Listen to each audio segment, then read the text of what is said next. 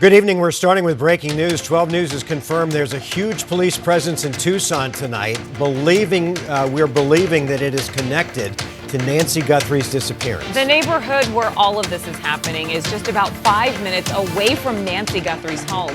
12 News journalist Maria Stobbs is there live at the scene. And Maria, can you tell us what's been happening around you? The Pima County Forensics Department. Well, Mark Caribe, police have confirmed that this is related to the disappearance of Nancy Guthrie. Now, we got here around 8:30, and this road in this neighborhood was already blocked off. We're near Orange Grove Road and First Avenue. Now, we don't know what's on the other side of this road because it's pretty blocked off, so we can't see what's on the other side, but we do know that it has to do with this investigation. And in just the past hour, we've seen several agencies. We've seen Marana Police, Oro Valley Police. We've seen forensics teams coming in and out of the area, and of course SWAT units coming in and out. Now, this all unfolded in the past couple of hours, and again, we're still working to learn what would cause Pima County Sheriff's Department to come out to this neighborhood. It all unfolded in the past couple hours. We don't know if anybody has been detained, if anybody's been taken into custody, but I do want to tell you about some of the stuff we did learn today. We do know that DNA was found inside of Nancy Guthrie's home, and it was not hers or anyone close to her. We also know that there have been several gloves that have been found during this investigation.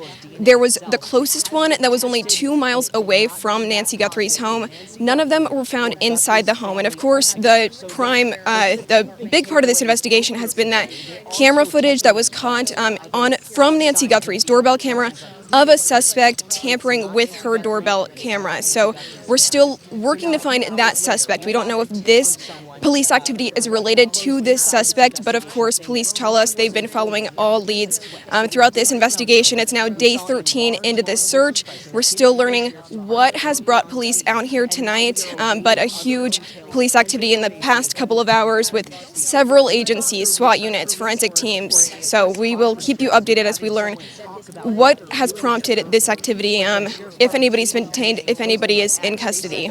Mark Caribe.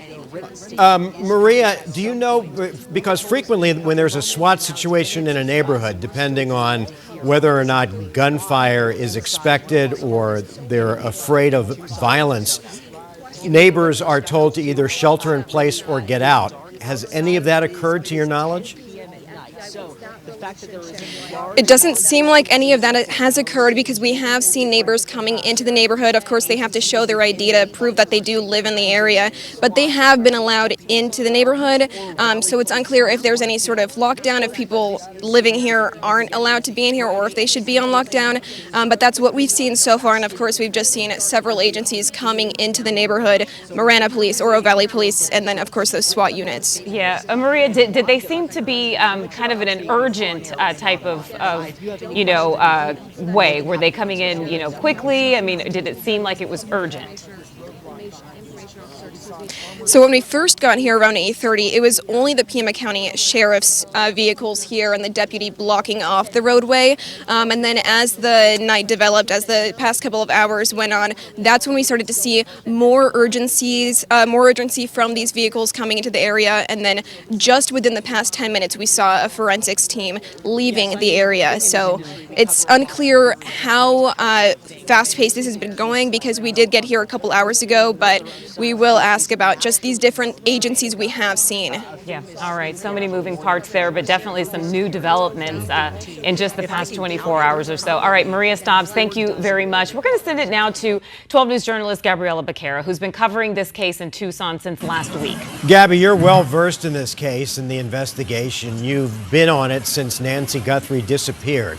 The last time Pima County SWAT deployed like this, they took someone in for questioning, and ultimately, the next morning, we found out that he had been released. What are you hearing tonight, and does this feel different? Well, Mark Caribe, I was just thinking that what Maria is seeing seems very similar to what we were seeing in Rio Rico the other night when we had arrived. Very similar setup. There were sheriff deputies blocking off a road, a residential road, where deputies and investigators had been conducting a search warrant inside of a person's house. And just down the road, there had been a traffic stop. Like you mentioned, someone had been detained in that situation and they had been released. We've since heard from Sheriff Nanos, who said that you need some probable cause in order to get a judge to sign off on one of these search warrants. So depending on what these investigators are doing at this home tonight, if it is a search warrant, we know that they would need some sort of information that would lead a judge to allow investigators to conduct this kind of investigation there. Yeah, and you would think with more information coming out from authorities, better video now, them finding this glove, you would think that the tips that are coming in are going to be even better as well. And that's what he spoke about in an interview today. He said it's not just the tips that they're receiving, which they've received tens of thousands of tips, both the FBI and the Pima County Sheriff's Department, just about everything in this case. But he said it's also other evidence that they're finding in this case that's leading them to new leads. So, for example, they found those gloves about 2 miles from Nancy's home the other day, and he said that it's, evidence that they're finding like that leads them to new leads, that opens up new doors in their investigation. And we also learned today that there was DNA found in Nancy Guthrie's house that was not her DNA. So it could have been a housekeeper, someone who was doing some work on her plumbing, or it could have been the guy that kidnapped her and took her. Do we know anything about how long it will take to process this DNA to see if it maybe matches up with someone in a police database?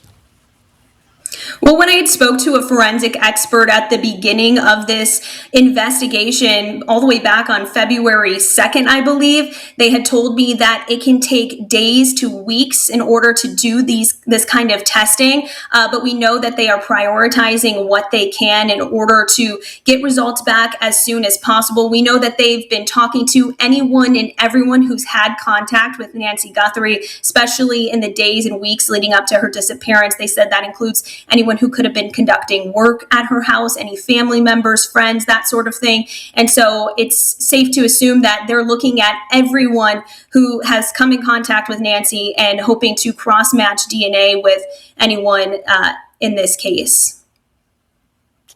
All right, Gabriela Becerra, thank you. You're sort of a veteran on this story, so I hope you don't mind us disturbing your Friday night. Earlier today, before we learned about the police situation, Pima County Sheriff Chris Nanos gave some updates on the case to our partners at NBC. 12 News journalist Jade Cunningham, you were down in Tucson all day today. What did you see there? Yeah, good evening. So we were down in Tucson. We were in front of Nancy Guthrie's home. And what struck me was just how eerily quiet it was. We really didn't see a lot of investigators. We didn't see FBI agents. And, we did see a sheriff's deputy parked in front of her house, but I am assuming that was for security purposes. We also went over to Annie's house, and it was really quiet over there. It was just, again, very eerily, it was just strange because we had seen such a large presence of law enforcement in the previous days. And then, what is also struck me too is that Sheriff Chris Nanos, he was saying about that there really has been a lot of work being done behind the scenes. And I think that's what we're kind of seeing here today, especially with this evening's SWAT call. And that also comes along the lines that, today there were reports that maybe Sheriff Chris Nanos was withholding evidence from the FBI. Maybe there was some tension between these two agencies. Maybe there were some discussions reported of happening that maybe the evidence should be processed either with the FBI or with the Sheriff's Department.